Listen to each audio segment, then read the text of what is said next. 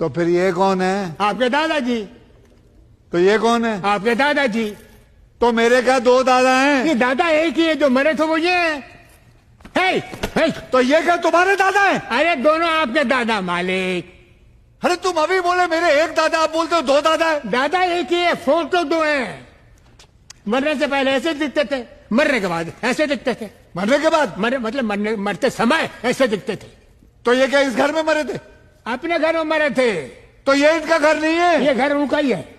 अरे तो क्या अलग अलग घरों में जाके मरते थे? यहाँ मर गए, कभी वहां मर गए? नहीं, ये आदमी उस घर में मर गया। तो वो आदमी जिंदा है? मर गया। कहाँ मर गया? उसके घर में मर गया। अरे एक बात बताओ, ध्यान से सुनना।